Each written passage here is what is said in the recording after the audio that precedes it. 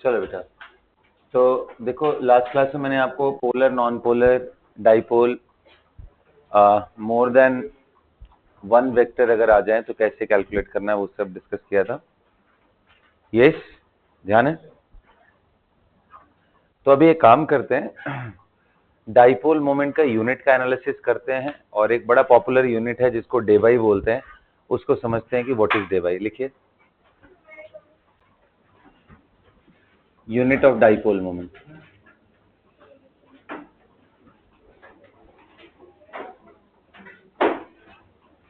देखो, आपने देखा था कि डाइपोल मोमेंट का जो हमने डिफाइन किया था वो कितना था, Q into D.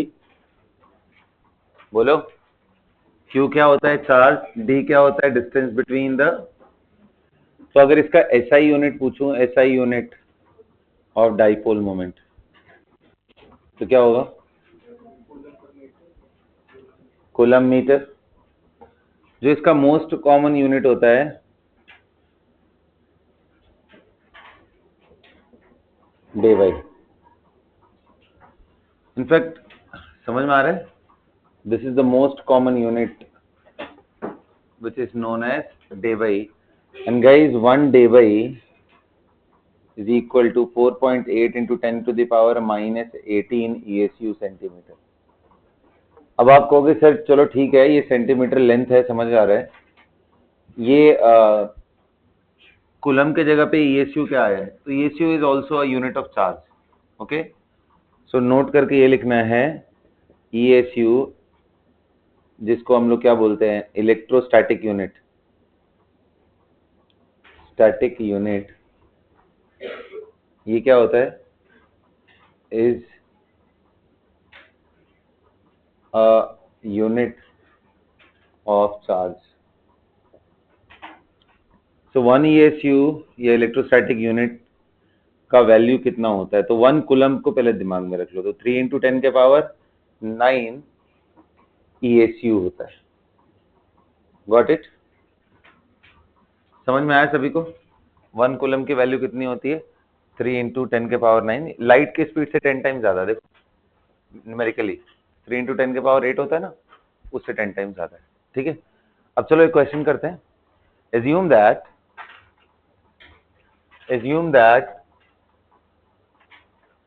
lithium chloride is 100% ionic। Assume कर लो कि ये 100% क्या है, ionic.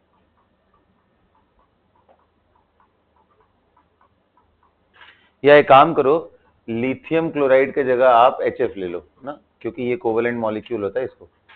Assume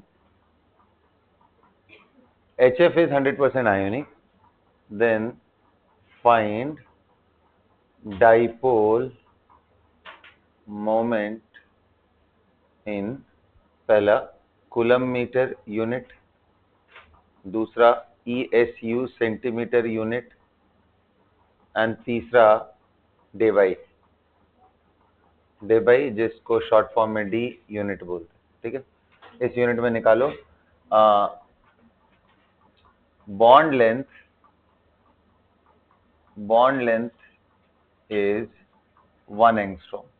Assuming bond length is 1 angstrom, that is given to you. Now with the help of these, can you calculate this? Try, do it fast.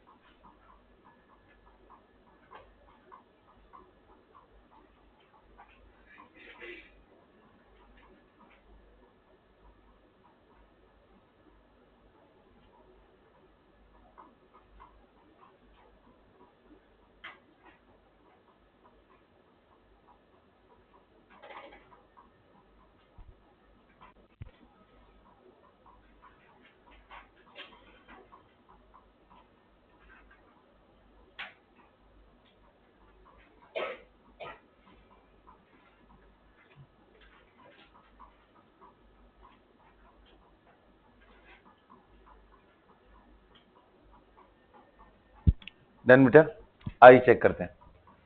देखो अगर आप इसे 100% आयनिक मानते हो तो H plus N F minus लिखोगे, इनके बीच का डिस्टेंस 1 एंगस्ट्रॉम है, ये सुनो, बोलो। अब तुम्हें डाइपोल निकालना है तो डाइपोल की वैल्यू क्या होगी, Q इंटू डी। क्यू की वैल्यू कितनी है, क्यू की वैल्यू कितनी है यहाँ पे, तो एक यूनिट चार्ज डेवलप हुआ है तो कितने लोग कह रहे हैं, H plus and F minus में अगर Q पूछा जाए तो that is nothing but the charge on proton और चार्ज ऑन इलेक्ट्रॉन। क्योंकि एक पॉजिटिव एंड नेगेटिव आने से क्या फर्क पड़ता है, एक इलेक्ट्रॉन का ही तो फर्क पड़ता है। तो वैल्यू निकालूंगा तो कितना आएगा, 1.6 इंटू 10 के power minus 19 coulomb. I right it 1.6 into 10 के power minus 19 coulomb into distance 10 के पावर माइनस 10 मीटर, क्योंकि एंगस्ट्रॉम का डिस्टेंस था।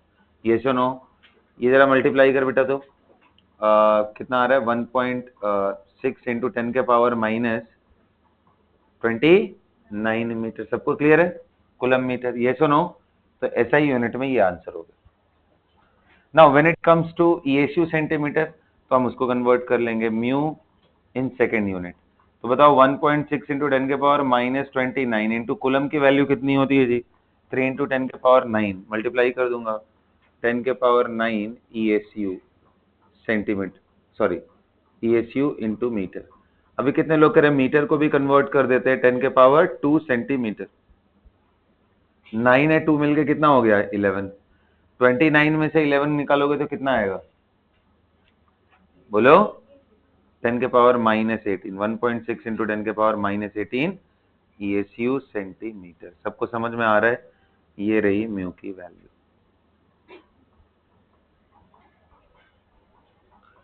Got it. और कितने लोग कह रहे हैं, एक मिनट, 16 इंटू 3 भी तो करना है ना, कितना आया 4.8, 4.8 इस यूनिट में हो गया।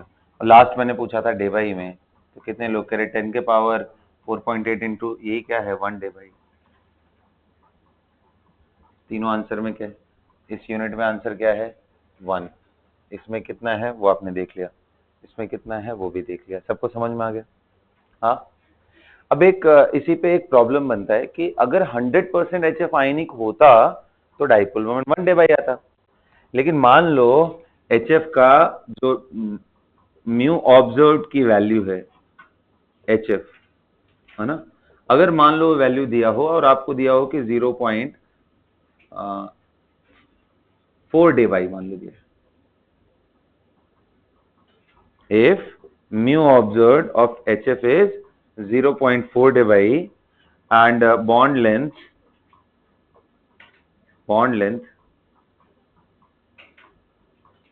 is 1 angstrom, तो क्या आप बता सकते हो परसेंटेज आयनिक कैरेक्टर,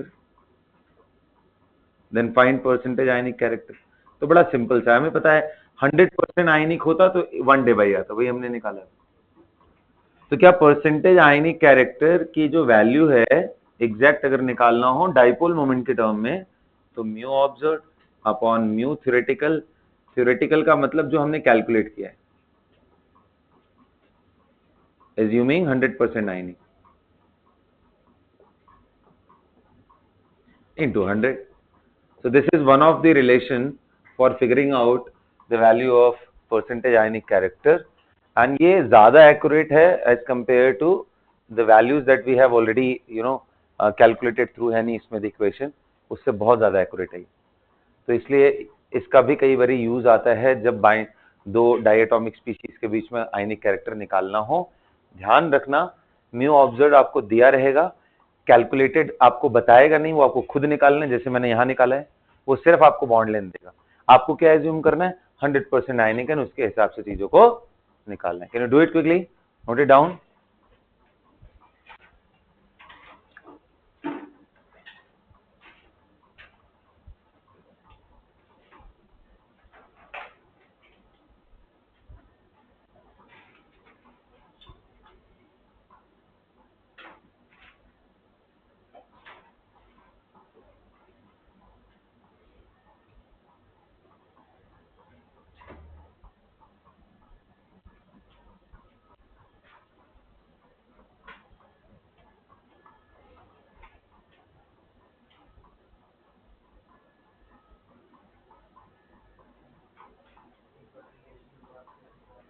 कौन सा रिलेशन?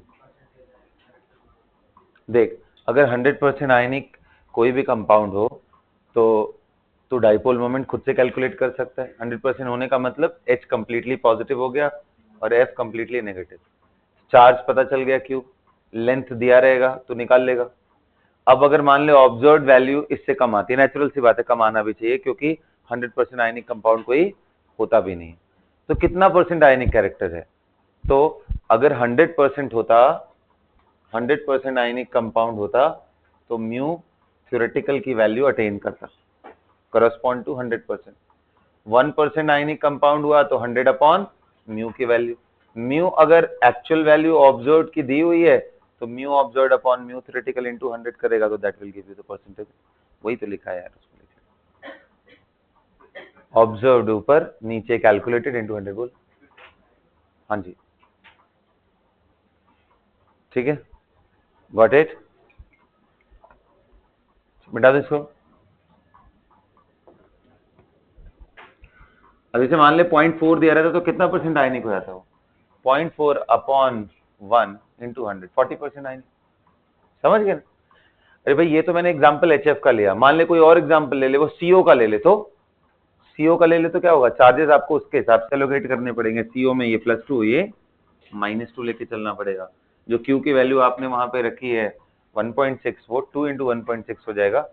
और अगर लेंथ भी उसी हिसाब से दे रहा है तो उसके हिसाब से आपको देखना पड़ेगा। अरे बात समझ में? ओके बढ़िया, चलो आगे देखते हैं।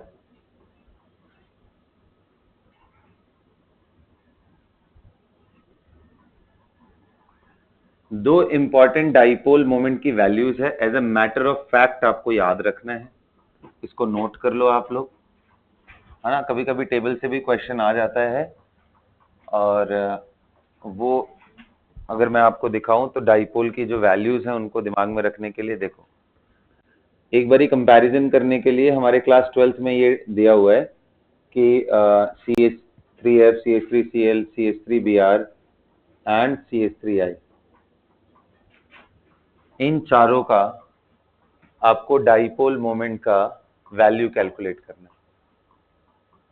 इन चारों का डाइपोल मोमेंट का वैल्यू कैलकुलेट करना है, आई मीन रिलेटिव ऑर्डर बताना है। तो हमारे पास देखो तरीके क्या थे डाइपोल मोमेंट की जो वैल्यू, अगर रिलेटिव कंपैरिजन किया जाए तो हमें पता है चार्ज इनटू डिस्टेंस दोनों है। अब यहाँ फ्लोरीन की इलेक्ट्रोनेगेटिविटी ज्यादा है तो इसलिए इसका चार्ज ज्यादा आएगा, क्लोरीन की इलेक्ट्रोनेगेटिविटी कम है तो इसका चार्ज का वैल्यू ये Q1 मान ले Q2 कम आएगा, और कम। लेकिन कितने लोग कह रहे हैं लेंथ तो बढ़ रहा है ना, तो एक फैक्टर घट रहा है एक बढ़ रहा है। लेकिन एक बात बता, लेंथ कितना भी बड़ा हो, चार्ज 0 हो जाए तो क्या फर्क, डाइपोल का कहानी खत्म हो जाएगा ना। तो चार्ज मोस्टली डोमिनेटिंग फैक्टर होता है, लेकिन हर बार आंसर सिर्फ चार्ज से नहीं निकलता है।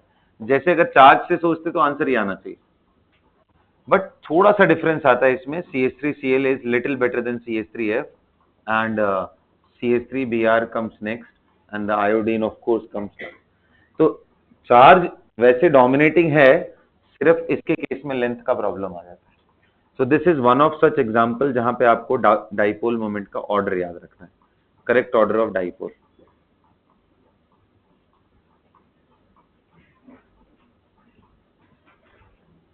हाँ, क्योंकि ये आप नहीं सोच पाओगे एग्जाम में, ये आपको टेबल, ये वैल्यू ध्यान में रखनी पड़ेगी, और कोई तरीका नहीं है।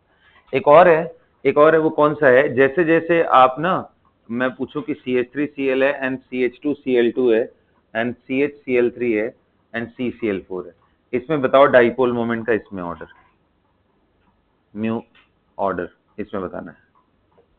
तो देख CCl4 तो परफेक्टली सिमेट्रिकल है, इसका डाइपोल कितना हो जाएगा 0, टेट्राहेड्रल है ना।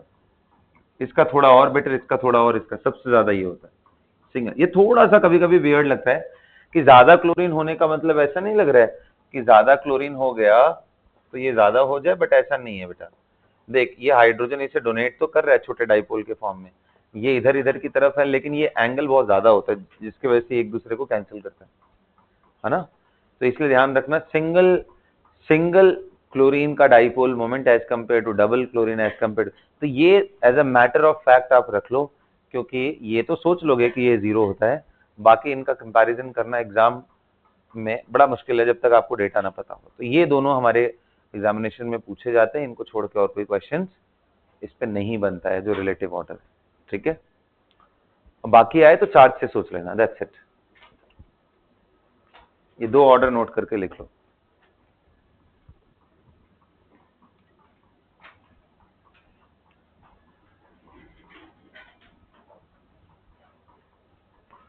चलो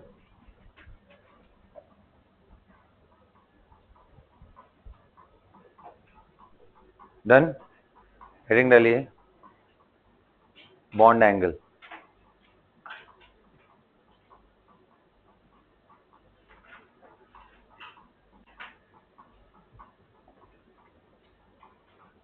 ये दोनों बस as a matter of fact याद रखना है, ठीक है।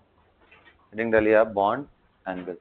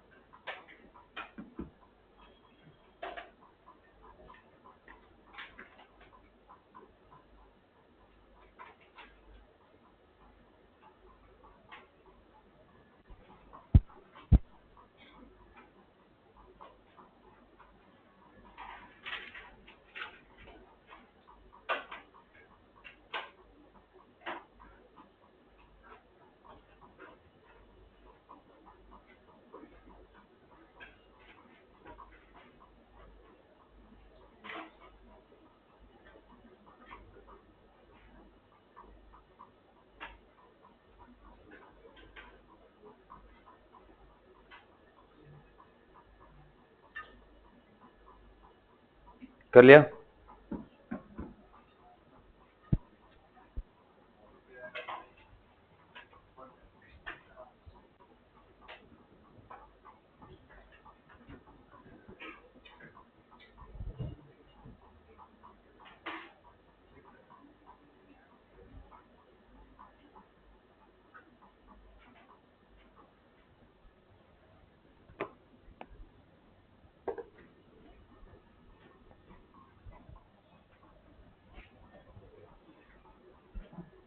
चलिए बेटा, तो देखो बॉन्ड एंगल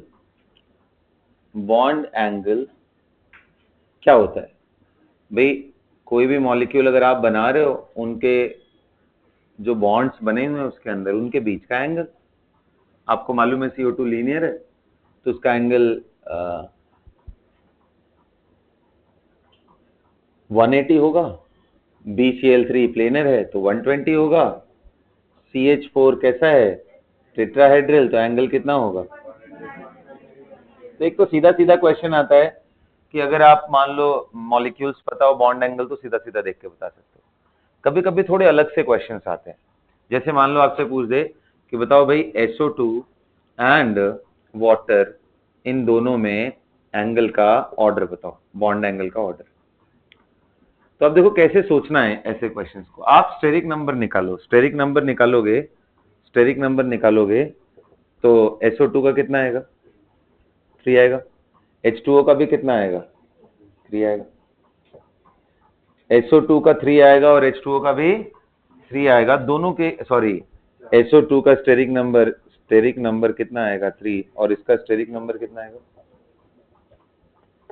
स्टेरिक नंबर अगर 3 आ जाए तो लोन पेयर को ध्यान रखते हुए जो ज्योमेट्री बनती है उसका एंगल कितना होता है? नियरली 120। डिस्टॉर्शन होगा थोड़ा सा। रोहन क्या कर रहे हो? यहां और यहां वाले एंगल में ये 119 डिग्री के आसपास का। चलो ठीक है, 120 से डिस्टॉर्शन है तो 119। इनमें डिस्टॉर्शन होगा 109 डिग्री से 28 मिनट से। ये लोन पे थोड़ा कंप्रेस करेंगे, कितना होता है? 104.5 डिग्री।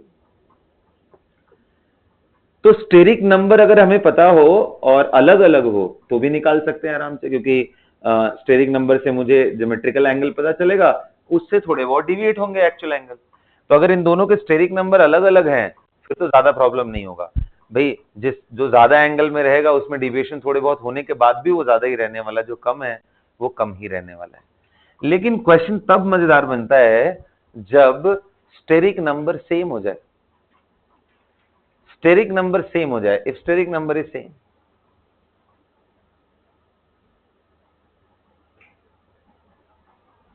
ना। अब मैं एक एग्जांपल देता हूं, थोड़ा सोचो। मान लो मैंने बोला कि बेटा तुम्हें बॉन्ड एंगल निकालना है H2O एंड H2SO, H2SC। अब क्या करेगा? तो देख, सल्फर हो, सेलेनियम हो, ऑक्सीजन, ये तीनों किस में बिलोंग करते हैं? ऑक्सीजन फैमिली के मेंबर है। दोनों, सभी के पास क्या है? 2 lone pair and 2 bond pair. यहां स्टेरिक नंबर कितना हो गया? 4। लोन पेयर भी कितना हो गया? तो प्रॉब्लम है यार, कैसे सोचे, कैसे डिसाइड करें? एक और केस देता हूं, एक और केस देता हूं, जैसे H2O और अमोनिया। एक के पास 2 लोन पेयर, एक का पास 1 लोन पेयर है, लेकिन स्टेरिक नंबर दोनों का ही क्या है? 4। चेक करो, 2 लोन पेयर 2 सिग्मा, 2 लोन, एक lone pair 3 sigma, steric number 4 है। स्टेरिक नंबर 4 होने का मतलब क्या हुआ? कि यार ये भी टेट्राहेड्रल, ये भी tetrahedral including the loan pair. ये सुनो, अगर दोनों के दोनों टेट्राहेड्रल हैं, दोनों के दोनों का बॉन्ड एंगल फिर अगर वो रेगुलर रहता तो कितना होता? 109 डिग्री 28 मिनट। यहां लोन पेयर डिफरेंट है, but lone pair is different, number of lone pair is different. अभी बात बताओ, अगर लोन पेयर किसी पे ज्यादा होता जाए तो हमने पढ़ा था रिपल्शन के मामले में, लोन पेयर बड़ा पावरफुल होता है, फिर लोन पेयर बॉन्ड पेयर, और उसके बाद बॉन्ड पेयर बॉन्ड पेयर, ये होता है, यही है ना। सबसे पावरफुल कौन सा होता है? Lone pair lone. फिर कौन सा होता है? फिर कौन सा होता है? पता है ना। तो एक बात बता, जितने ज्यादा लोन पेयर डालेगा उतने lone pair bond pair repulsion बढ़ेंगे, उतना एंगल को छोटा करता जाएगा। रीजन इज, इसके वजह से इसका 104.5 और इसका नियरली 107 के आसपास का एंगल होता है। कम लोन पेयर है, एंगल ज्यादा है, ज्यादा लोन पेयर है, एंगल कम। लेकिन इनमें कैसे सोचे, ये सबसे इंटरेस्टिंग केस है, ठीक है, क्योंकि अभी तक तो हमें क्लू मिल गया। स्टेरिक नंबर अलग अलग हो तो एंगल सबसे आसान है चेक करना। स्टेरिक नंबर सेम हो जाए, लोन पेयर बदल रहे हो तो भी आसान है, जितने ज्यादा लोन पेयर उतना एंगल कम। लेकिन स्टेरिक नंबर भी सेम हो, लोन पेयर भी सेम हो, तब सर दर्द है। उसी को हमें पढ़ना है और वही क्वेश्चन आता है एग्जाम में। नोट करो, नोट करो। बॉन्ड एंगल क्या है? लिखो लिखो, शुरू करो। Angle between the bond form in a molecule, angle between the bond formed in a molecule, angle between the bond formed in a molecule is termed as, क्या बोलेंगे उसे? Bond angle.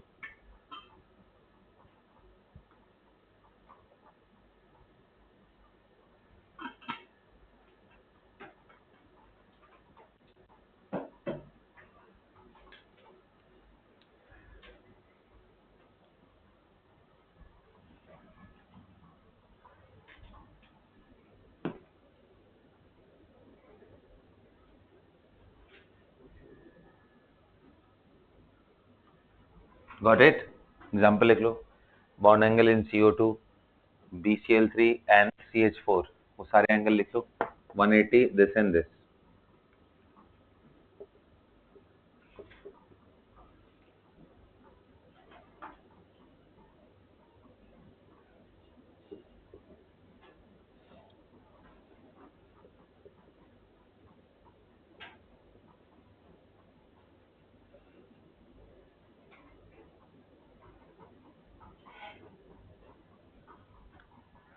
कर लिया ये वाले एंगल। अगला लिखो, मतलब पॉइंट वाइज लिखना शुरू करो। If the steric number is different, check the angle by its geometry including lone pair. If the steric number is different,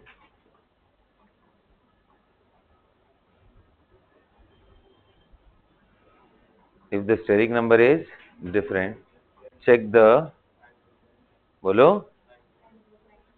by, check the angle by,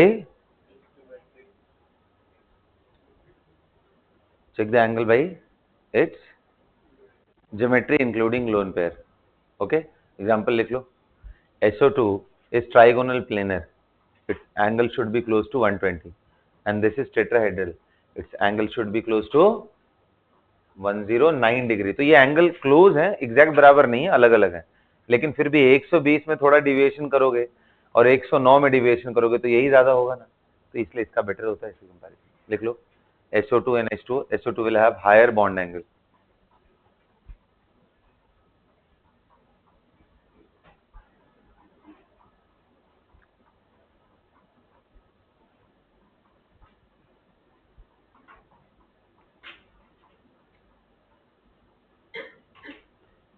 SO2 will have higher bond angle as compared to that. अगला लिखो, if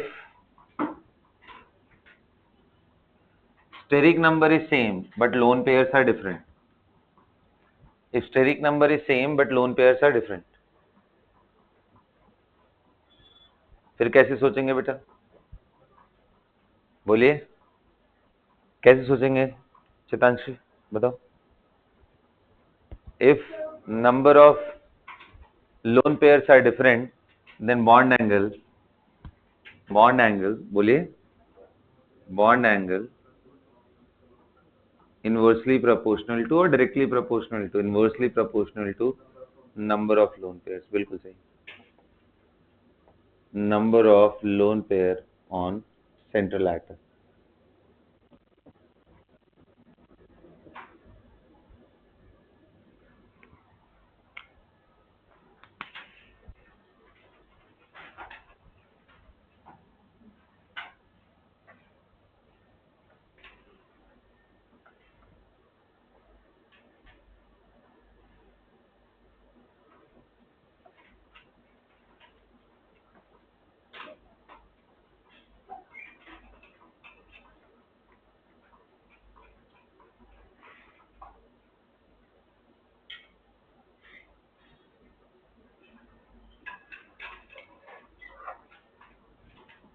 कर लिया. Example लिख लो. H2O से ज्यादा bond angle किसमें होगा, ammonia में, और ये दिखा लो मैंने कैसे बताया यहाँ. दोनों स्टेरिक नंबर 4 है, अगर उनका ज्योमेट्री इंक्लूडिंग लोन पेयर देखें, अगर दोनों का ज्योमेट्री इंक्लूडिंग लोन पेयर देखा जाए तो टेट्राहेड्रल है, और टेट्राहेड्रल में एंगल कितना होता है 109 डिग्री 28 मिनट, पर लोन पेयर होने की वजह से फर्क पड़ जाता है. ठीक है, सभी को क्लियर है.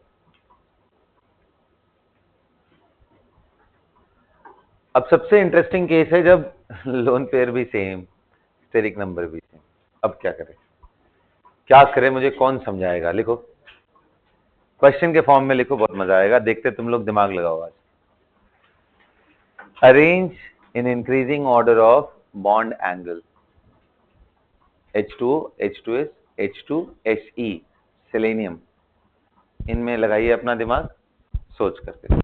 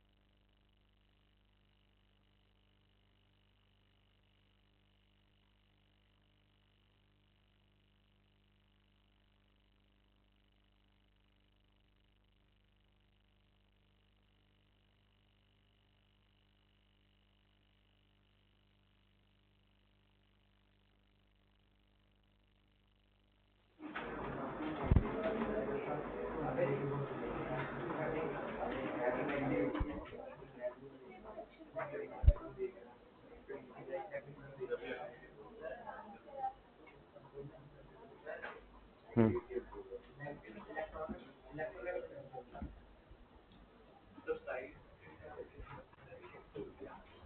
सोचा सही है वैसे, लेकिन तू समझा उसको अच्छे से। देखो कोई प्रॉब्लम नहीं तो।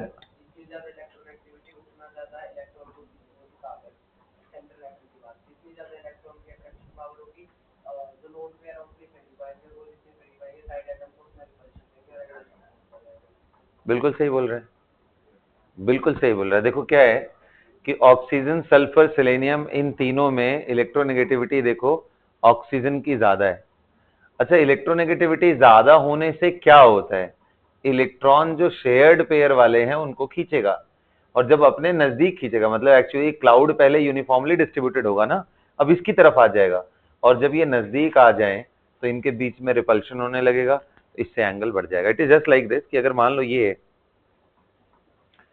और इस कैप को मान लो कि ये इलेक्ट्रॉन क्लाउड का डेंसिटी, सेंटर का इलेक्ट्रोनेगेटिविटी ज्यादा हुआ तो ये कैप खिसक करके और ऊपर आ जाएगा यहां तक।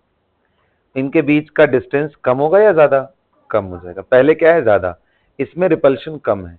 अच्छा, इनमें रिपल्शन कम है, लेकिन ऊपर से इनके ऊपर लोड है किसका, lone pair bond pair repulsion का, तो ये और कम।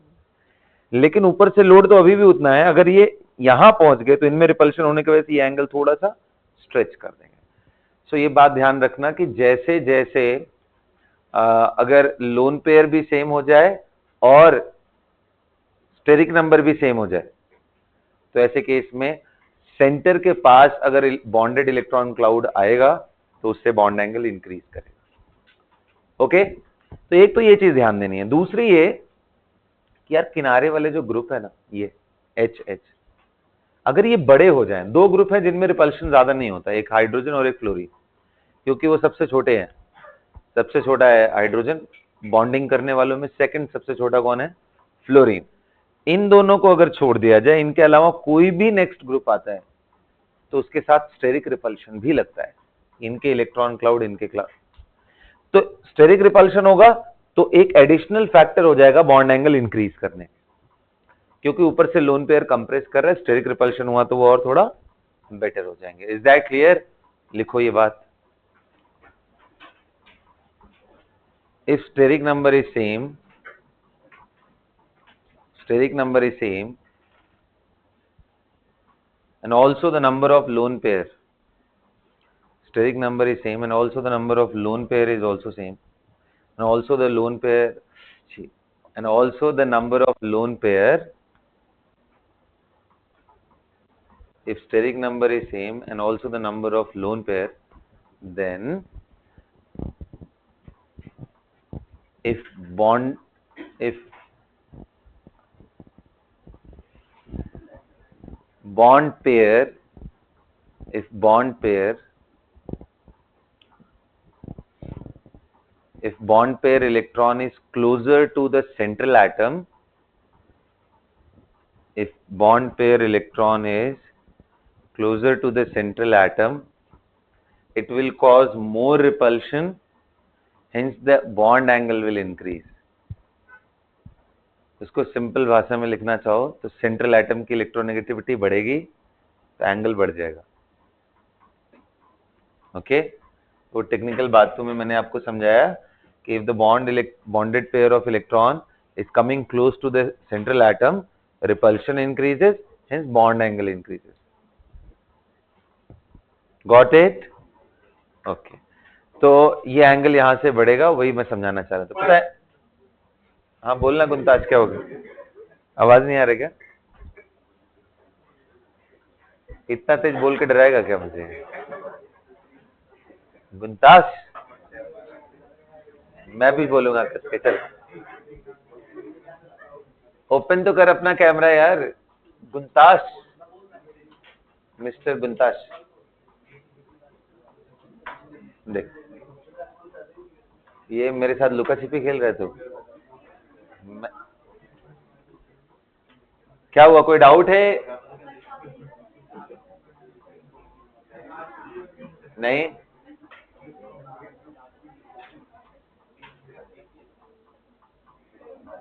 देखो बोली ना गुंताश, मैं ऑडिबल?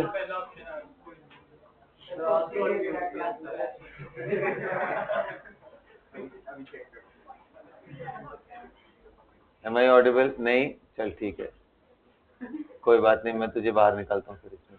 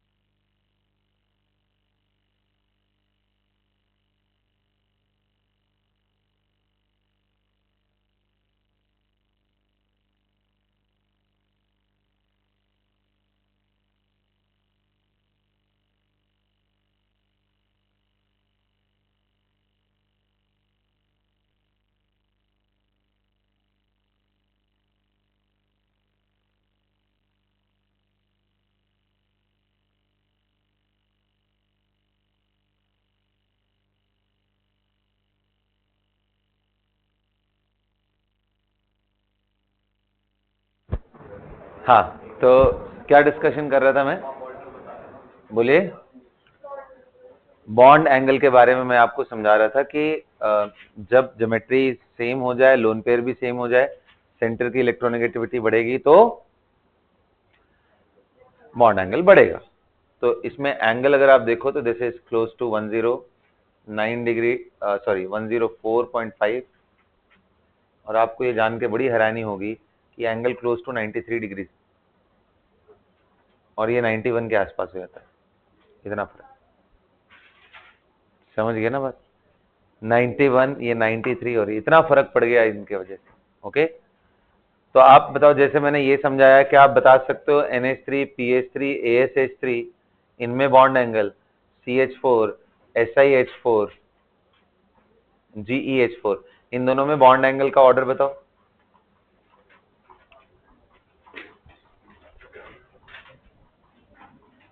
दिमाग नहीं लगाओगे तो आंसर गलत हो जाएगा, इसलिए बोल रहा हूं।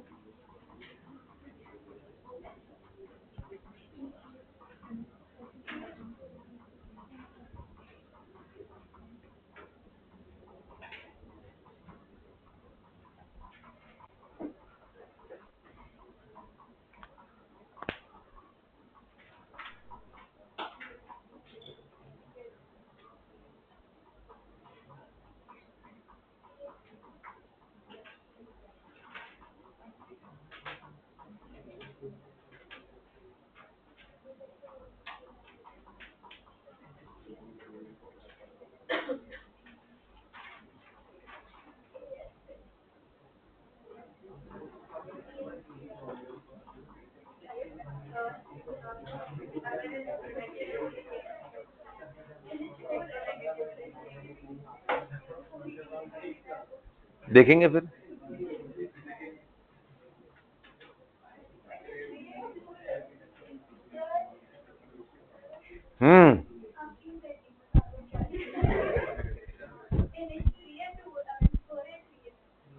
एक बात बताओ, नहीं नहीं, मुझे एक बात बताओ, नाइट्रोजन की वैलेंसी कितनी होती है अर्शजोत, मुझे बता दो आज तुम।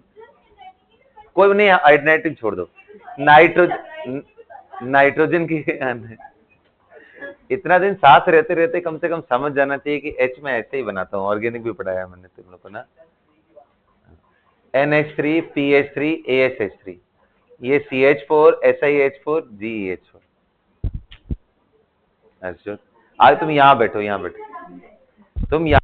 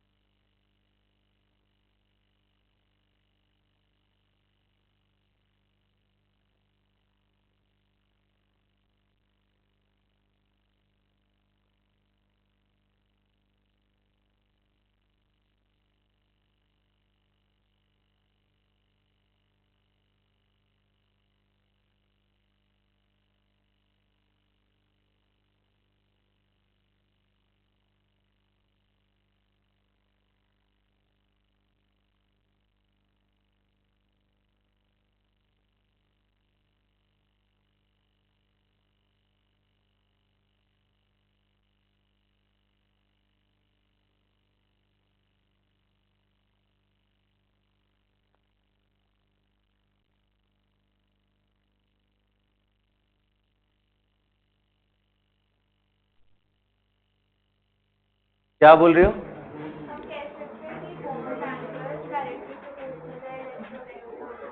ऑफ सेंट्रल एटम, क्योंकि इसलिए क्योंकि सेंटर की तरफ इलेक्ट्रॉन क्लाउड आना चाहिए तभी रिपल्शन होगा, ये बोले तो इसलिए तो एंगल ज्यादा है। चितांशी सीरियसली, चलो कोई बात नहीं, ये कर लिया। बोलो अंशिका, प्रिशा बताओ तुम। हाँ तुम दोनों ही बताओ, एक एक आंसर, एक एक ये बताए एक वो बताए। चलो पहला कौन सा टर्न है, किसका कौन सा टर्न है, बताओ कौन सा बताना है। हाँ बता, बिल्कुल सही बोला है, ये बिल्कुल सही है। अब ये बता चल। हाँ सबसे बड़ा, हाँ ये सही बोला उसने। लक्ष्य,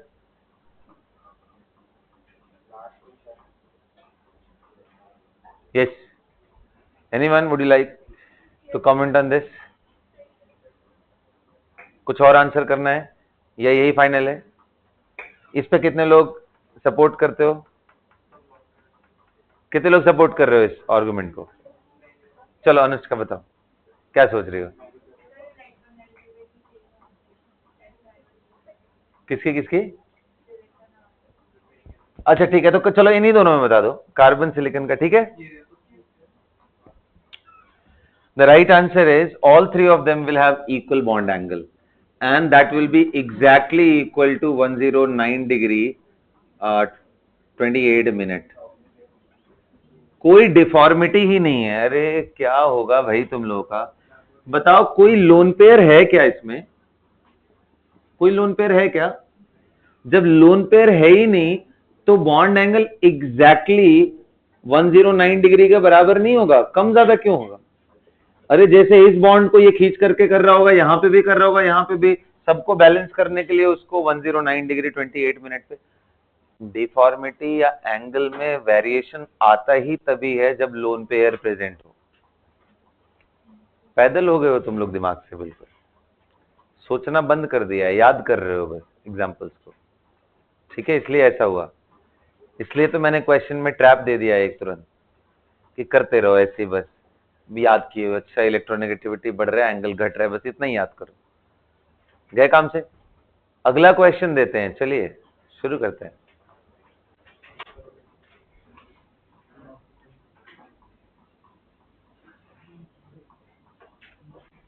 right it down. Arrange in increasing order of bond angle.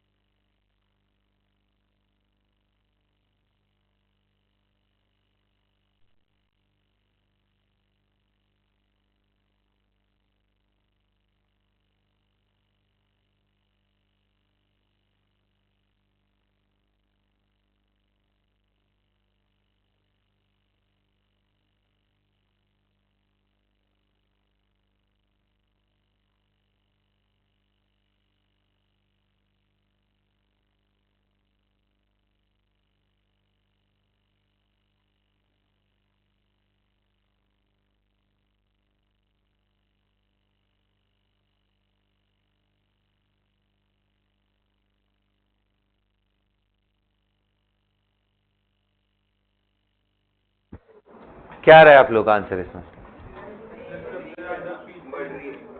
सबसे ज्यादा PCl3 का तुम्हें लग रहा है? क्यों, तुमने ऐसा क्यों सोचा? इलेक्ट्रोनेगेटिविटी क्लोरीन की ज्यादा है, बोलना, बोल जल्दी बोल, इसलिए एंगल ज्यादा होगा। अगेन ये इसी को बोलते हैं, इसी को बोलते हैं कि अगर मास्टर साहब समझा रहे हो, चाहे वो आपसे बहुत ज्यादा बड़े ना भी हो, तो भी ध्यान से सुनना चाहिए। और खैर मैं तो बहुत ज्यादा बड़ा हूं, ओके।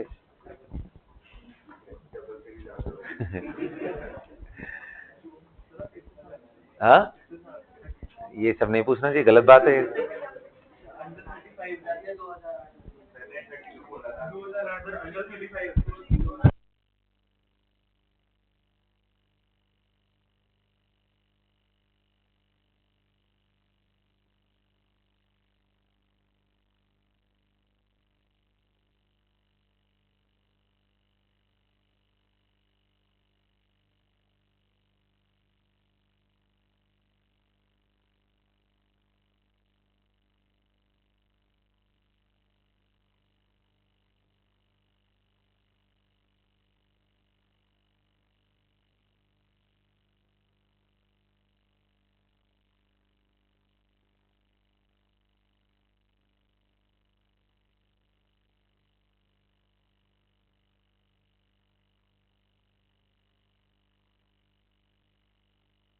चलो, PCl3 भी है। देखो मैं क्यों बोल रहा हूं कि इसने बड़ा मिस्टेक किया, उसके पीछे रीजन ये है, इसने सिर्फ ऊपर ऊपर से स्टेटमेंट को रट लिया। इतने अच्छे से समझाया मैंने कि देख बेटा, जब इलेक्ट्रॉन क्लाउड सेंटर के नजदीक ज्यादा होंगे तो उससे इनके बीच में रिपल्शन आएगा, और सेंटर पे तब ज्यादा होंगे जब सेंटर की इलेक्ट्रोनेगेटिविटी ज्यादा होगी। इसने बाकी सारी बातें छोड़ दी, याद कर लिया इलेक्ट्रोनेगेटिविटी ज्यादा तो बॉन्ड एंगल ज्यादा, ये भी भूल गया कि सेंटर वाले का ज्यादा होना चाहिए। तो अब एक बात बताओ, फॉस्फोरस एंड क्लोरीन में, एंड फॉस्फोरस एंड ब्रोमीन में, एंड चलो फॉस्फोरस तो सभी में कॉमन है, अगर आप यहाँ ब्रोमीन करते हो और यहाँ क्लोरीन करते हो तो किसकी इलेक्ट्रोनेगेटिविटी ज्यादा, क्लोरीन या ब्रोमीन की? क्लोरीन। तो एंगल इलेक्ट्रोनेगेटिविटी ज्यादा होने की वजह से ये अपनी तरफ इलेक्ट्रॉन खींचेगा ना, तो अगर खींचेगा तो ये दूर हो गए ना इलेक्ट्रॉन क्लाउड, दूर हो गए तो इनमें रिपल्शन कम हो गया, और ये इनको प्रेशराइज कर ही रहा है, तो एंगल कम। इसलिए इलेक्ट्रोनेगेटिविटी ज्यादा होने से एंगल ज्यादा नहीं होता है, इलेक्ट्रोनेगेटिविटी सेंटर की ज्यादा होनी चाहिए, उससे एंगल ज्यादा होता है। क्योंकि द मेन पॉइंट इज कि जैसे जैसे इलेक्ट्रॉन सेंटर के नजदीक आएंगे वैसे वैसे उनमें रिपल्शन बढ़ेगा, तो एंगल बढ़ जाएगा। समझ में आ रहा है? अच्छा, ये तो एक फैक्टर, लेकिन दूसरा कितने लोग कह रहे हैं सर यहां उससे बड़ा फैक्टर प्रेजेंट था, कौन सा? Sir side atom chlorine, bromine and iodine है, उनके साइजेस आइडेंटिकल नहीं है, वो हाइड्रोजन भी नहीं है कि स्टेरिक रिपल्शन नहीं देखना है। फ्लोरीन क्लोरीन अगर इतना बड़ा है तो ब्रोमीन इतना बड़ा है, आयोडीन इतना बड़ा है, मतलब मैं रिलेटिव डिस्कशन कर रहा हूँ, इतने बड़े होते भी नहीं है वो सब, दिखते भी नहीं है, इतने छोटे हैं, लेकिन रिलेटिव डिस्कशन में इससे बड़ा है। तो इनके केस में, ब्रोमीन के केस में स्टेरिक रिपल्शन होगा, इससे भी एंगल बढ़ेगा, तो दोनों का कंबाइंड इफेक्ट है, एंगल बढ़ता है। Right it down, if steric number is same, lone pair is also same, central atom is also same, steric number is same, lone pair as well as central atom is same,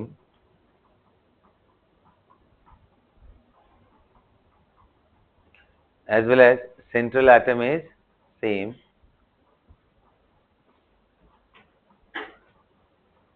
as well as central atom is same, then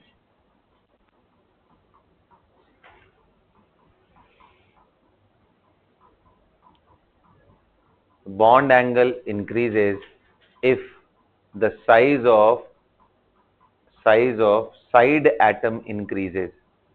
Bond angle increases if the size of side atom increases. Size of size size of side atoms increases, which causes greater steric repulsion, which causes greater steric repulsion. अब ये बात दिमाग में रख लेना, hydrogen and fluorine इनके size सबसे छोटे होते हैं, इनमें स्टेरिक फैक्टर मत लगाना बस, ओके, नोट करके लिख लो. But hydrogen and fluorine do not cause any steric repulsion because of their very small size. Hydrogen and fluorine, इसलिए हाइड्रोजन आ जाए या फ्लोरीन आ जाए इनमें दिमाग नहीं लगाना. But hydrogen and fluorine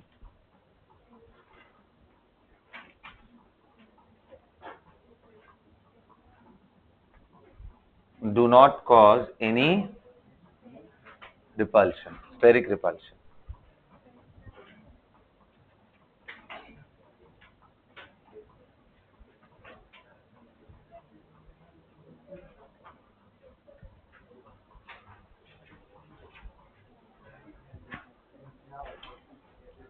Do not cause any steric repulsion.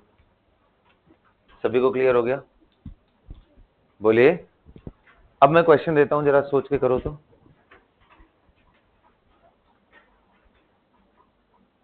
H minus, it is H, F minus H minus नहीं है, ठीक है. This is H and F, they are very small. Got it? Negative ion नहीं है, इसे normal है, okay. और चलो एक क्वेश्चन मैं डिस्कस करना चाहता हूं, आप लोग सोच के जरा बताओ तो. वाटर एंड सोचोगे क्या? चलो सोच लो, मुझे कोई दिक्कत नहीं है. आप अगर सोच सकते हो तो बहुत ही अच्छा लगेगा मुझे. ये बढ़िया क्वेश्चन है, सोच के बताओ, देखते हैं. सोच के आंसर करना है, कोई रेडीमेड टेम्पलेट से आंसर नहीं आएगा, ओके. सोच के आंसर करना पड़ेगा. हाँ वो लोन पे रही है बेटा, और क्या है. मैं नहीं लगाता उसको नॉर्मल अमोनिया लिखता, मेरी आदत हो गई है. कायदे से इस पे भी दो ऐसे लिखना चाहिए, है ना. वो तो आपकी जिम्मेदारी है. मैं नॉर्मल H2O लिखना चाहता हूँ. नॉर्मल अमोनिया लो, हटा दिया मैंने, खुद से कर.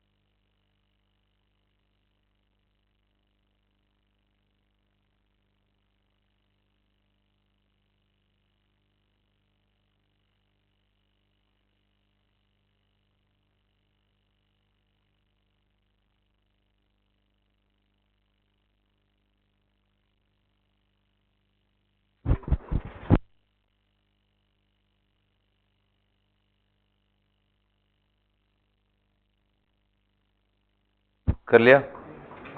सोच लिया? क्या सोच रहे हो तुम लोग? क्या सोच रहे हो बताओ? आंसर सोच रहे हो? ठीक है, सोच लो.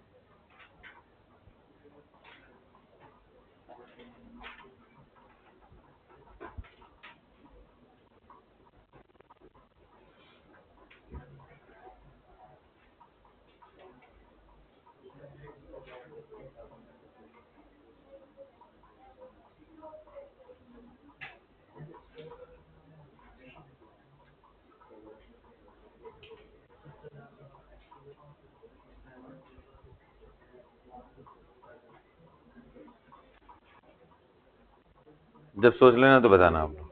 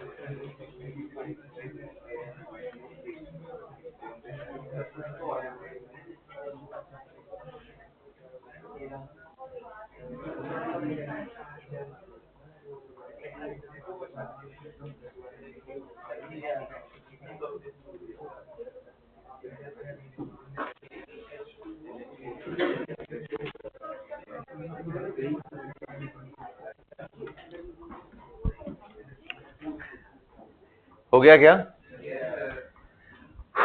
चलो देखते हैं। बताओ सबसे पहले क्या सोचेंगे इसमें? नंबर ऑफ लोन पेयर यहां 2 है। कितने लोग करें H3O प्लस में एक लोन पेयर चला गया, इसकी वजह से प्लस एंड एक लोन पेयर बचा है भाई।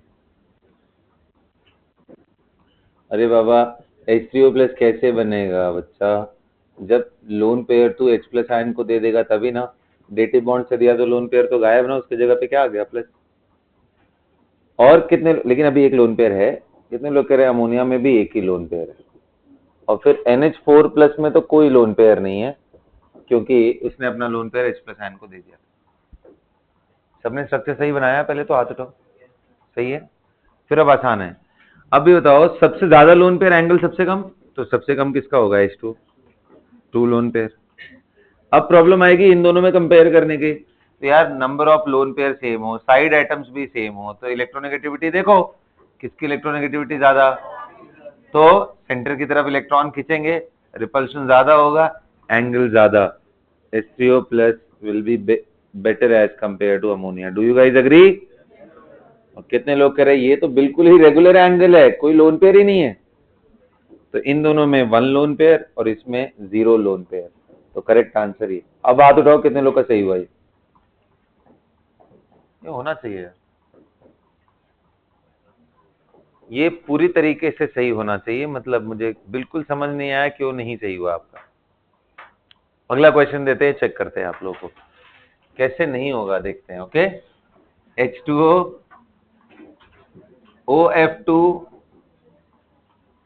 Cl2O, इन तीनों में कंपेयर करो, देखते हैं।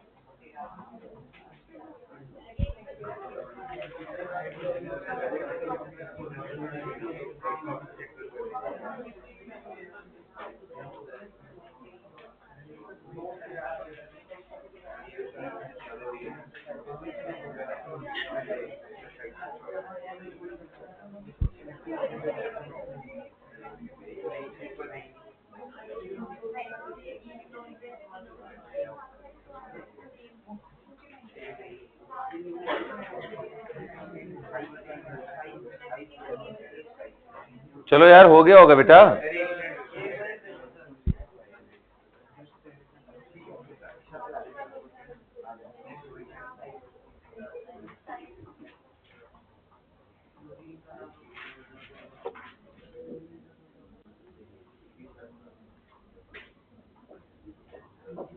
चलो बताओ, सबसे ज्यादा एंगल किसका है? सबसे ज्यादा एंगल बिल्कुल सही है, absolutely correct. Second best, absolutely correct. अगर आप लोगों ने ये किया है तो मैं मान गया कि आपको समझ आ गया है बात। कितने लोग का ये आंसर आ दो?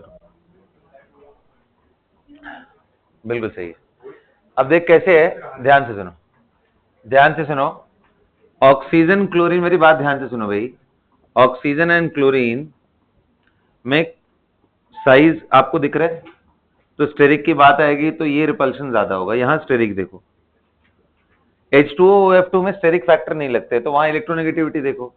बताओ, ऑक्सीजन की इलेक्ट्रोनेगेटिविटी ज्यादा होने की वजह से यहाँ सेंटर के नजदीक इलेक्ट्रॉन है, रिपल्शन ज्यादा है, और वहां फ्लोरीन की तरफ इलेक्ट्रॉन डाइवर्ट होने की वजह से इनमें रिपल्शन कम लगेगा, और ये ऊपर से लोन पेयर इसको पुश कर ही रहा है, जिसकी वजह से एंगल कम होगा। सो लीस्ट एंगल 10। अच्छा बता दूं, वैसे इसका एंगल क्लोज टू 103 के आसपास है, 104.5 होता है, और इसका आपको 111 के आसपास होता है एंगल। इतना फर्क है, ठीक है? Got it? ओके बेटा, अब जरा बताओ, H2O, CH3OH and OCH3 and CH3, ये एंगल बताने हैं। ये थीटा, यहाँ पे ये थीटा, यहाँ पे तो तुम्हें मालूम है क्या है, एक ही एंगल ही है, तो इसमें can you conclude that? Do it. Bond angle, next question please.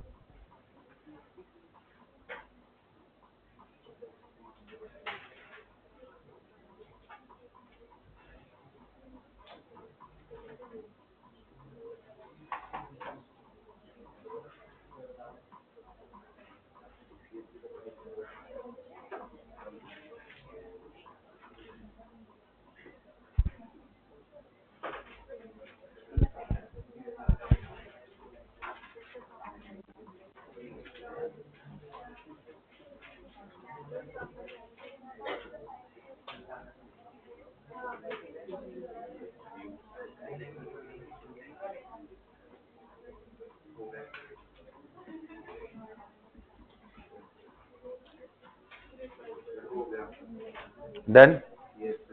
क्या है आंसर?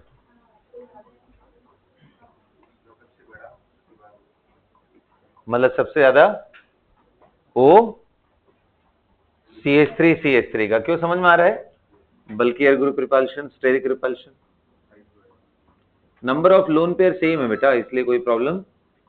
और यहाँ पे 2 लोन पेयर है, यहाँ देख एक बल्कि ग्रुप है, और यहाँ पे कोई भी नहीं है, तो एंगल का ऑर्डर बिल्कुल यही है जो आपने सोचा है, यही करेक्ट है। ठीक है, सभी को क्लियर हो गया? अब हेडिंग डालिए आप लोग। बॉन्ड एंगल खत्म हो गया बेटा। Bond energy, bond order and bond length, order पढ़ा चुका हूँ, 2 पार्ट बचे हैं, इसके बाद हमारा कहानी खत्म हो जाएगा। उसके बाद आपके डाउट्स होंगे तो करना, प्रैक्टिस करना, क्लास ड्रॉप हो जाएगी उसके बाद। ठीक है, चलो देखते हैं, हेडिंग डालो। बॉन्ड क्या पढ़े पहले? बॉन्ड लेंथ पहले, गलत बात है। बॉन्ड, अच्छा नहीं ठीक है, दोनों लिखवाया ना इकट्ठे। Bond order, bond length and bond energy, ये तीनों एक कंबाइंड टॉपिक है। ऑर्डर मैंने पढ़ा दिया है, अब मैं बोल रहा हूँ कि पहले हम लोग क्या पढ़ने वाले हैं? Bond length. बिल्कुल,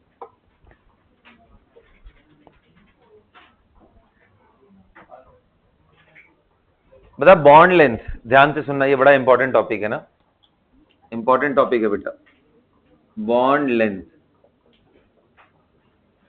देख मेरी बात ध्यान से सुन, जब बात बॉन्ड लेंथ की करते हैं तो किसके प्रोपोर्शनल होगा? फैक्टर्स की अगर मैं बात करूं, लेंथ होता क्या है बॉन्ड लेंथ यार?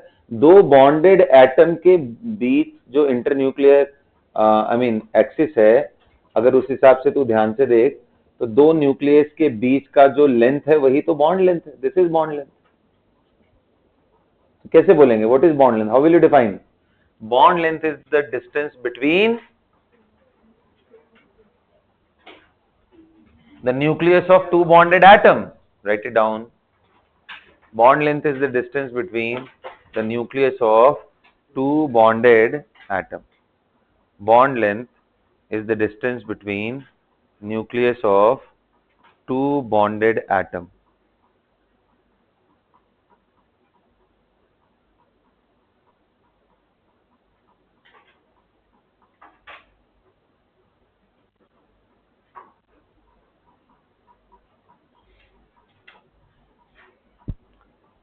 Got it? अगला लिखो फैक्टर्स अफेक्टिंग बॉन्ड लेंथ. क्या फैक्टर होगा भाई? ये बता. अगर इसका साइज बढ़ता जाए बॉन्ड लेंथ में, फैक्टर्स अफेक्टिंग में अगर साइज बढ़ता जाए,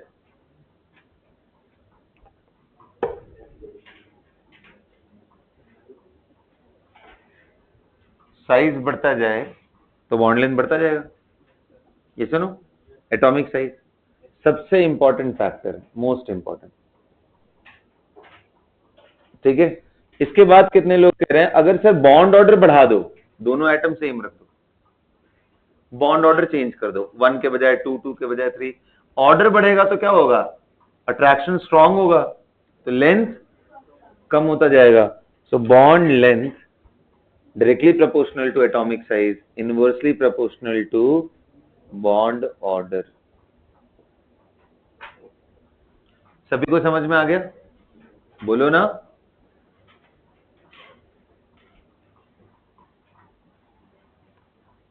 अब जैसे देख, मैं एक और एग्जांपल लेके चलता हूं. जैसे मान ले मैंने ले लिया the case of C triple bond CH और C डबल बॉन्ड CH और CH3.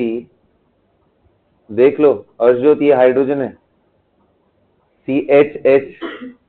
ठीक है. तो यहाँ पे सारे हाइड्रोजन है और इधर हाइड्रोजन है. अब मेरी बात समझना, ये ऐसे केसेस हो गए जहां पे बॉन्ड ऑर्डर भी 1 है, बॉन्डेड एटम भी सेम है. बस फर्क ये है कि यहाँ ट्रिपल बॉन्ड है, यहाँ डबल है. यहाँ आगे चल के मैं तुम्हें पढ़ाऊंगा बेटा, इसका हाइब्रिडाइजेशन sp होता है, इसका हाइब्रिडाइजेशन sp2 होता है और इसका hybridisation sp3.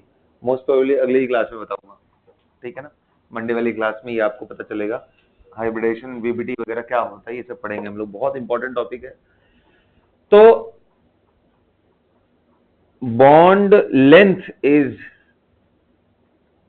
inversely proportional to percentage s character, या इसी को बोलते हैं इलेक्ट्रोनेगेटिविटी. अगर ज्यादा है तो लेंथ कम हो जाएगा. यहीं पे आप लिख लेना इलेक्ट्रोनेगेटिविटी का order. Carbon having sp hybridization is more than carbon having sp2 than carbon having sp3. इसको बस ऐसे नोट कर लेना, आगे यूज करके हम समझाएंगे कैसे होता है परसेंटेज एस. और ये एक्सक्लूसिव है. मतलब अगर इसका एग्जाम्पल देखना चाहते हो, साथ के साथ एग्जाम्पल भी देख लो. कार्बन हाइड्रोजन बॉन्ड लेंथ का ऑर्डर यहां पे क्या होगा पता है? HC ट्रिपल बॉन्ड CH, ये जो लेंथ है A will be smaller as compared to HCH, this length. और इससे भी बड़ा क्या होगा अगर वो ट्रिप सिंगल बॉन्ड हो जाए? अब ये मत बोलना सर बॉन्ड ऑर्डर तो बदल रहा है. कार्बन कार्बन का ऑर्डर बदल रहा है, कार्बन हाइड्रोजन तो सेम है ना बॉन्ड ऑर्डर. Got it? एक लास्ट पार्ट, ऐसा क्यों हो रहा है वही तो समझाया. इलेक्ट्रोनेगेटिविटी ज्यादा अगर हो गई तो वो इस बॉन्डेड इलेक्ट्रॉन को खींचेगा अपने पास, तो लेंथ छोटा हो जाएगा. कितना सिंपल सा बात है ये ना. इलेक्ट्रोनेगेटिविटी इंक्रीज करे तो ऐसा होता है. चलो जल्दी नोट कर लो सभी लोग.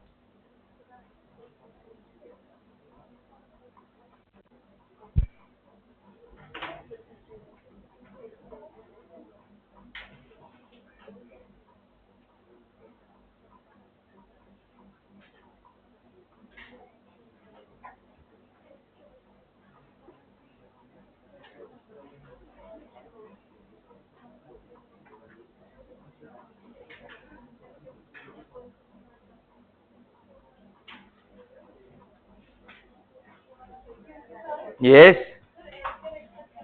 S character. देख हाइब्रिडाइजेशन जब बदलता है ना तो परसेंटेज एस बदलता है, ये परसेंटेज एस को ही एस कैरेक्टर बोलते हैं। तो यहाँ पे एस कितना है, 50% है। एक एस है, टोटल ऑर्बिटल 2 है इंटू 100, ये 50% है। यहाँ परसेंटेज एस निकाला जाए तो एक एस का ऑर्बिटल है, टोटल 3 ऑर्बिटल है इंटू 100, ये 33.33 आता है। इसका परसेंटेज एस निकाला जाए sp3 का, तो एक एस का ऑर्बिटल है, टोटल ऑर्बिटल 4 है, 3 पी और एक एस का मिला के 4 है, 1/4। ये आगे पढ़ाऊंगा, इसका टेंशन मत लो, अभी बस इसको ऐसे ही याद कर दो ना, आगे मैं डिस्कस करूंगा इसको। कर सकते हो अच्छी बात है, नहीं तो फिर इसको ऐसे ही दिमाग में रख लो। कर लिया, मैं आगे बढ़ू, चलिए अगला लिखिए।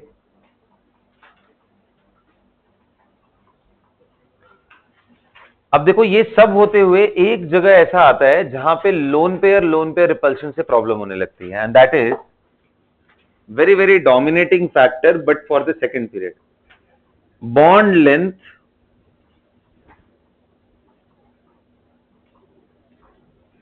is directly proportional to lone pair repulsion. Do you guys agree? मान ले दो एटम है, इनके बीच में बॉन्डिंग ऐसे हुई कि यहाँ लोन पेयर है, और एक बारी ऐसे बॉन्डिंग हुई कि इनके पास लोन पेयर नहीं है, किसका लेंथ ज्यादा होगा? नेचुरल सी बात है, दोनों का। लेकिन ये सब के सब, ये दोनों, ये सब आई मीन कह सकते हो minute, I mean do not give a significant impact on that. मतलब ये जो वैल्यूज में डिफरेंस आते हैं ना, वो ऐसा होगा कि एक का 1.4 एंगस्ट्रॉम है तो एक का 1.42 1.45, बस इतना ही होगा। ऐसे नहीं होगा कि 1 एंगस्ट्रॉम है तो फिर एकदम से 0.5 एंगस्ट्रॉम हो जाए। उसके लिए ये दोनों फैक्टर, एटॉमिक साइज सबसे बड़ा फैक्टर है। ये सब बहुत स्मॉल चेंजेस ऑपरेट करते हैं, अगर थोड़ा बहुत रहता भी है तो। ठीक है, अब मैं क्वेश्चन देता हूं, अपने आप समझ में आ जाएगा। लिखो, arrange the following in increasing order of, arrange the following in increasing order of bond, arrange the following in increasing order of, arrange the following in increasing order of bond length। चलो फटाफट बताओ, तो मुझे ये बताओ, तुम्हारे सामने HF HCl HBr HI का मैं कर लूं, क्या लगता है तुम्हें? हाँ, क्या लग रहा है? CH4 CCl4 CBr4 CO2 CO3 2 minus and CO। तो पहले वाले का आंसर तो बिल्कुल सीधा सीधा है भाई। सबसे इंपॉर्टेंट फैक्टर क्या है? Atomic size. बता, इसमें हाइड्रोजन सब में सेम है, लेकिन बगल वाला बदल रहा है। बता किसका साइज ज्यादा होगा? फ्लोरीन क्लोरीन ब्रोमीन आयोडीन, किसका? तो इसका। CH4 CCl4 CBr4 में किसका होगा? नेचुरल सी बात है यार, कार्बन सभी में फिक्स्ड है। हाइड्रोजन से बहुत बड़ा क्लोरीन होता है, क्लोरीन से बड़ा कौन होता है? ब्रोमीन। तो बॉन्ड लेंथ का ऑर्डर यहाँ है। यहाँ पे देख, अब सभी के सभी कार्बन ऑक्सीजन बॉन्ड ही हो गए। अब यहाँ फर्क कौन डालेगा? सेकंड फैक्टर देख, वो भी अगर नहीं फर्क डाल रहा हो तो थर्ड देख, फिर फोर्थ देख, ऐसे करके देखना। Got it? चलो आगे करो, मैं क्वेश्चन और देता हूँ। Fourth, NO2 NO2 plus and NO2 minus.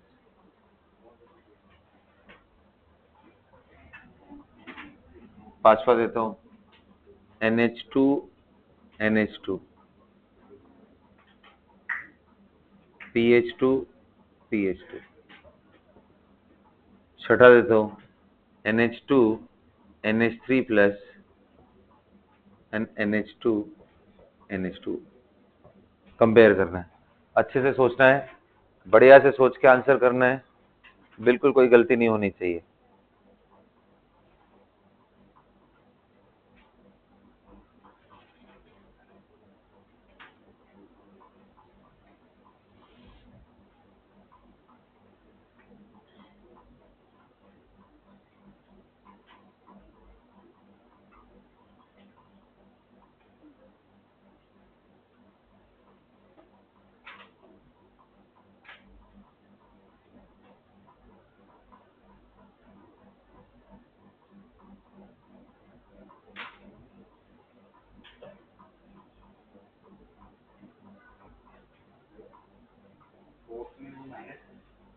क्या बेटा?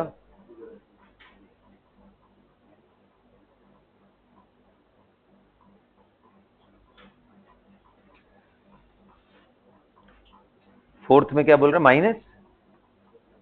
चल ठीक,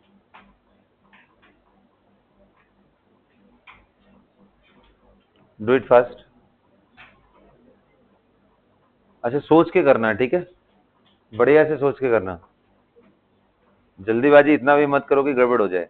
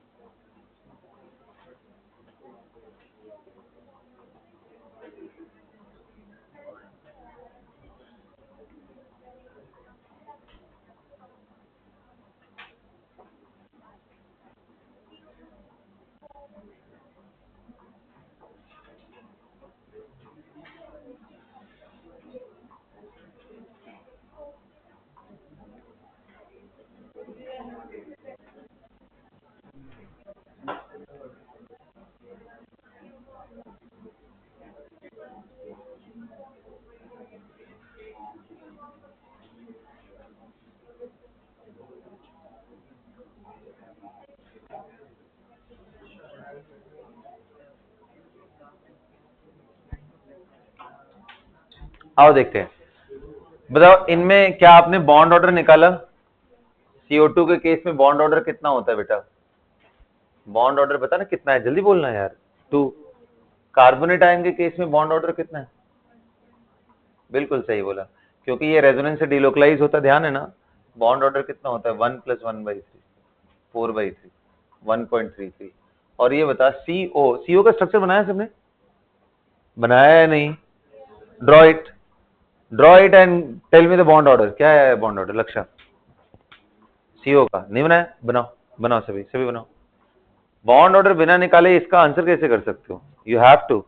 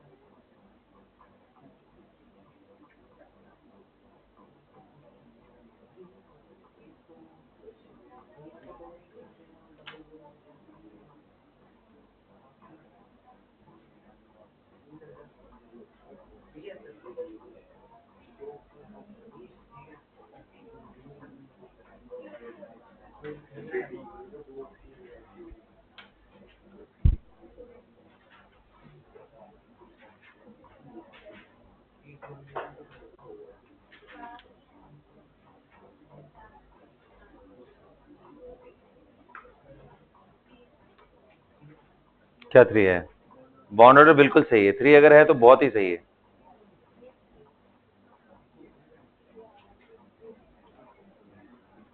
थ्री अगर बॉन्ड ऑर्डर है तो परफेक्टली करेक्ट है बेटा।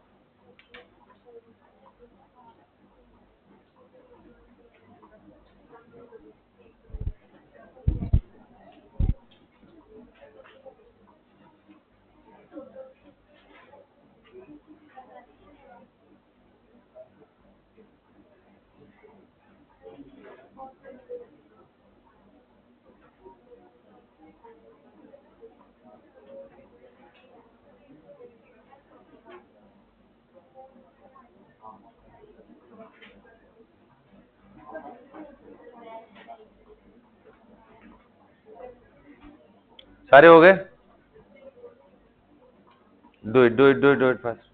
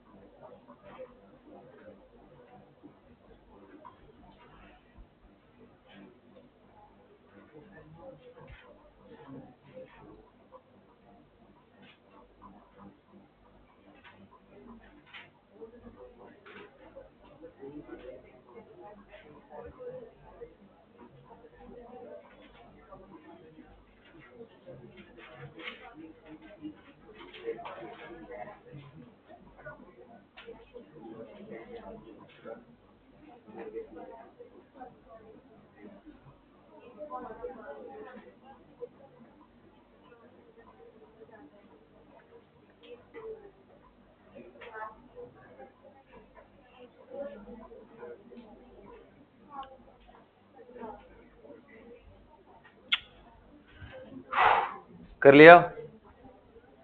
आइए चलिए देखते हैं, बताइए लेंथ किसका ज्यादा होगा? बॉन्ड लेंथ किसका ज्यादा होगा? बता, बॉन्ड ऑर्डर ज्यादा है तो लेंथ कम होगा, तो आंसर क्या आएगा?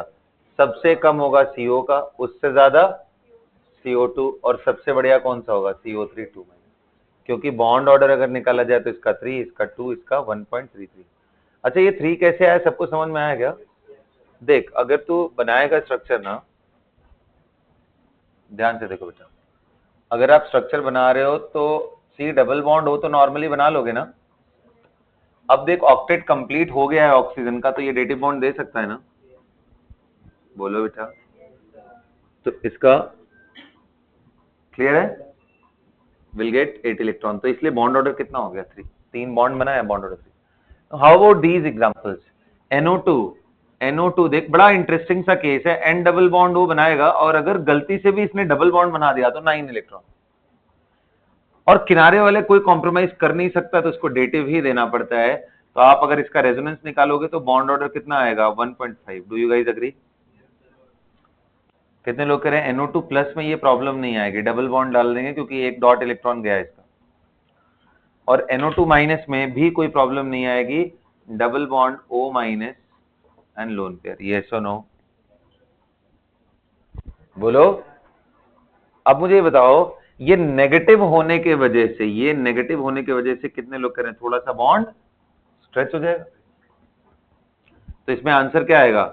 NO2 से थोड़ा बड़ा होगा NO2 माइनस, लेकिन छोटा होगा कौन? NO2 plus. कितने लोग का ये है? नेगेटिव होने से साइजेस थोड़ा बढ़ता है ना, प्लस होने से साइज थोड़ा कम होता है, तो ऐसे आ गया। बॉन्ड ऑर्डर उन दोनों का सेम था, लेकिन कैसे डिसाइड किया फिर मैंने? न्यूट्रल से बेटर नेगेटिव होता है, साइज थोड़ा बढ़ जाता है। वैसे भी कर सकते हैं, लेकिन वो करेक्ट तरीका नहीं है, क्योंकि बॉन्ड ऑर्डर अगर कुछ बदल गया तो वो तब सही हो गया जब दोनों का आइडेंटिकल था। अच्छा एक बात बताओ, इन दोनों में किसका ज्यादा है? नेचुरल सी बात है, नाइट्रोजन से ज्यादा किसका साइज होता है? फास्फोरस का। तो यार ये साइज सबसे बड़ा फैक्टर होता है इन दोनों में। अब देखो, यहां लोन पेयर, यहां पॉजिटिव चार्ज है, यहां लोन पेयर लो, यहां रिपल्शन और यहां अट्रैक्शन, रिपल्शन होने से। कितने लोग का पूरा सही हुआ वो हाथ उठाओ, किसी का पूरा सही हुआ? Very good. हेडिंग डालो बॉन्ड एनर्जी।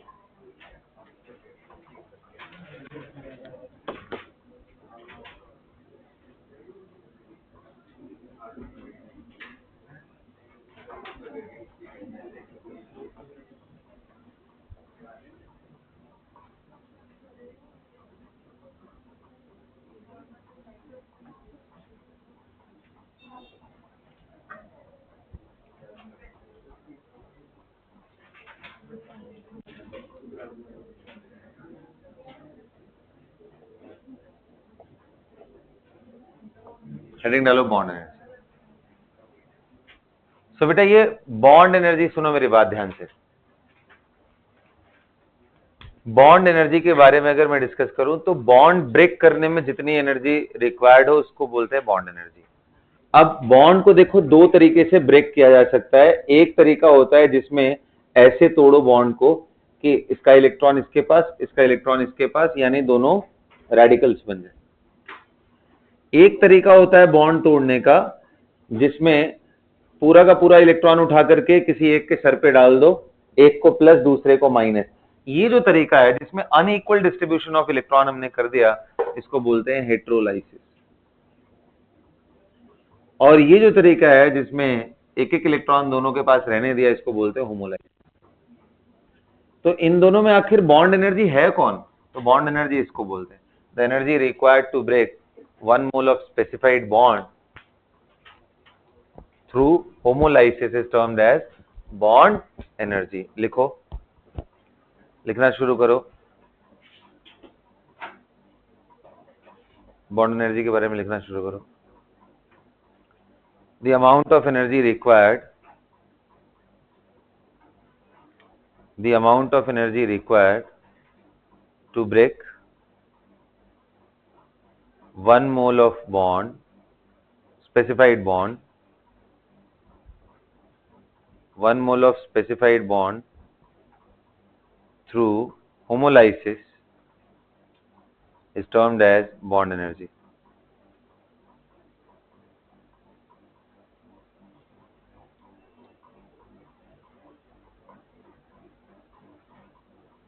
Got it सब? सभी को क्लियर हो गया? हाँ, the amount of energy required to break 1 mole of specified bond is termed as bond energy. ध्यान रखना बेटा, बॉन्ड ही सिर्फ ब्रेक करना है, उसको बॉन्ड सिर्फ ब्रेक करना है, उसको आयोनाइज या फिर सॉलिड से गैसियस फॉर्म में नहीं लेके आना है। मतलब मैं ये कहना चाहता हूं कि कभी कभी ऐसे क्वेश्चंस आ जाते हैं कि बताओ क्या ब्रोमीन लिक्विड से अगर मैं ब्रोमीन गैस बना दूं, Br गैस 2Br, तो बॉन्ड तोड़ ही दिया, क्या ये बॉन्ड एनर्जी है? आंसर है नहीं। यहाँ पे बॉन्ड एनर्जी से पहले इसको इवापोरेट करने में एनर्जी लगी है, तो पहले इसको गैस में लेके आओ, जब ये गैस हो जाए तब ये बॉन्ड तोड़ने में जो एनर्जी है ना। सो फ्रॉम गैसियस मॉलिक्यूल भी आप लिख सकते हो, 1 mole of specified bond through homolysis from gaseous molecule, मतलब वो लिक्विड या सॉलिड स्टेट में नहीं होना चाहिए, उसको गैस बना लो पहले। सभी को क्लियर है? अब बताओ बॉन्ड एनर्जी किस पे डिपेंड करेगा? नेचुरल सी बात है, बॉन्ड ऑर्डर पे। अगर सिंगल बॉन्ड है तो उसको तोड़ने में कम एफर्ट लगेगा, डबल बॉन्ड है तो ज्यादा, ट्रिपल बॉन्ड है तो एनर्जी और लिखो bond energy, factors affecting bond energy में।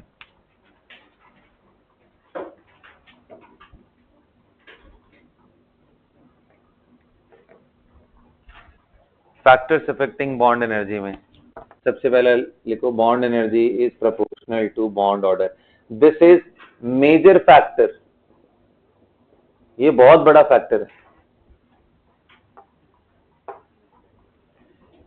इनवर्सली प्रोपोर्शनल टू कितने लोग कह रहे हैं बॉन्ड लेंथ होगा? ये सुनो, अरे यार लेंथ बड़ा हो जाएगा तो बॉन्ड कमजोर हो जाएगा ना, HF एंड HCl। तो बताओ जितना ज्यादा दूर एटॉमिक साइज जितना बड़ा उतना अच्छा होल्ड नहीं हो पाएगा न्यूक्लियस से इस इलेक्ट्रॉन।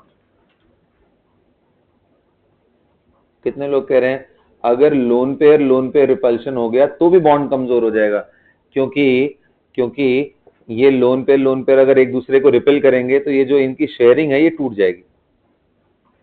तो लोन पेयर रिपल्शन, इसके भी बॉन्ड एनर्जी इनवर्सली प्रोपोर्शनल होता है, बट इस बात का ध्यान रखना डोमिनेटिंग फॉर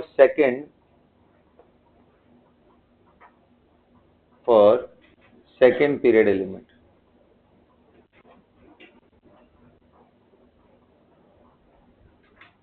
गॉट इट? अब क्वेश्चन किया जाए, हम लोग लिखा जाए, right it down. Arrange the following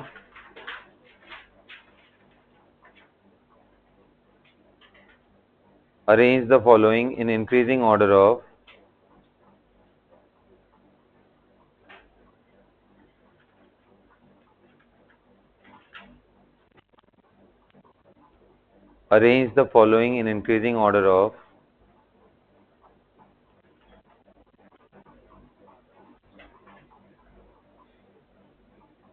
increasing order of bond energy.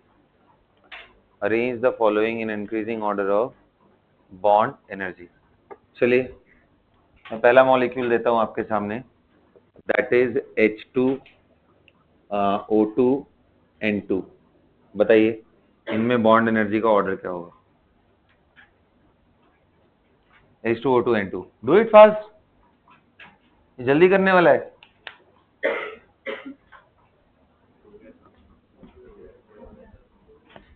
हो गया? बता ज्यादा किसका है? QN2 का, बिल्कुल सही, 3 बॉन्ड बनाए, तो आंसर ये होगा पहले में। Got it? क्योंकि यहाँ N ट्रिपल बॉन्ड बना है, यहाँ डबल बॉन्ड है और यहाँ सिंगल बॉन्ड है। सबको समझ में आ रहा है? दूसरा क्वेश्चन चल, HF HCl HBr NHI, HF HCl HBr HI, क्या सोचेगा इसमें? HF HCl HBr and HI में क्या आएगा आंसर? बोलो।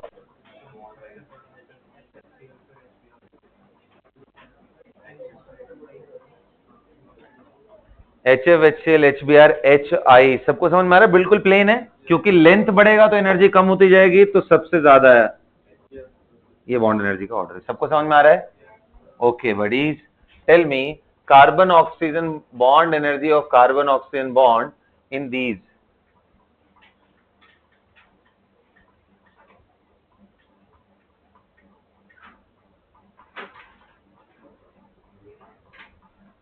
एक मिनट,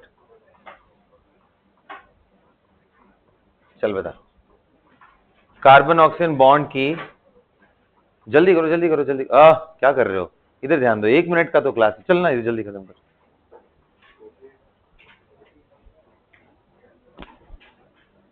डू इट फास्ट।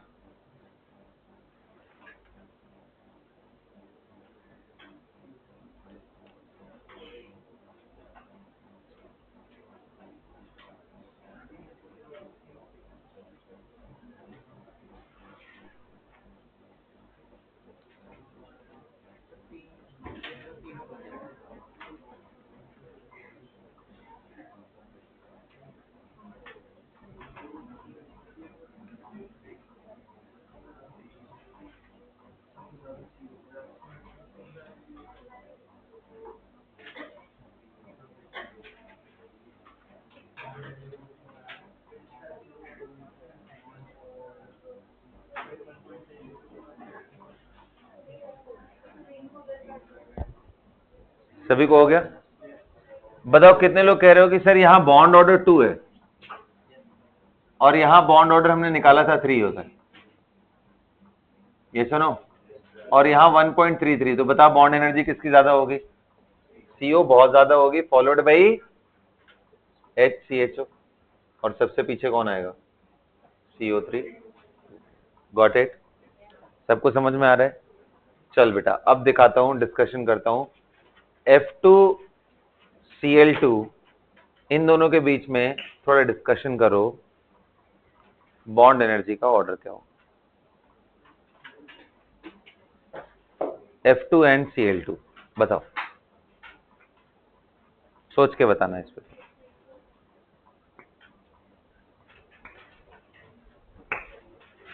किसका बॉन्ड एनर्जी ज्यादा होगा, F2 का या Cl2 का?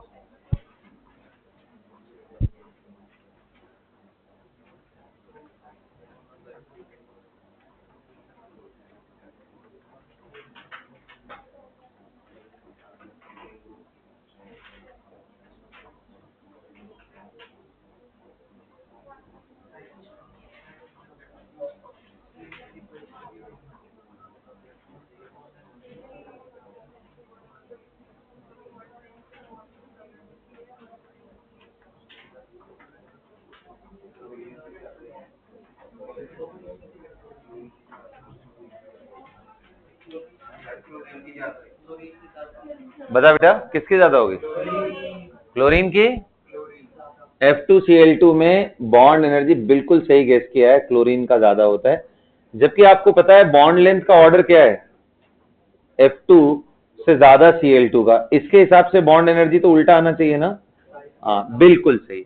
एक्चुअली प्रॉब्लम क्या है, फ्लोरीन का साइज छोटा होने की वजह से और लोन पेयर प्रेजेंट होने की वजह से यहाँ रिपल्शन ज्यादा लगता है, इसकी वजह से ये बॉन्ड कमजोर। मैं अगर तुम्हें रियल ऑर्डर बताऊं तो F2Cl2 Br2 एंड I2 का जो एक्सपेक्टेड ऑर्डर था वो ये था, बट ये इतना कमजोर हो जाता है कि ब्रोमीन के भी नीचे, तो Cl2 and then Br2 and then उसके बाद कौन सा आएगा तेरा F2, तब आता है I2। This is how the bond energy order actual is. और ये लोन पेयर इसीलिए मैंने बोला था second period element and lone pair repulsion. Second period small size dominating lone pair repulsion, and ये रिपल्शन ज्यादा होगा तो बॉन्ड एनर्जी कम होती जाएगी। और ये सिर्फ इसके केस में नहीं, तुझे बगल बगल में कोई पूछे ऑक्सीजन एंड सल्फर में बॉन्ड एनर्जी किसकी ज्यादा होगी, तो तू बोलना चाहिए तेरे को कि सल्फर का ही ज्यादा होगा बॉन्ड एनर्जी सर, जबकि लेंथ इसी का ज्यादा है, लेंथ वाइज ये कम हो जाना चाहिए।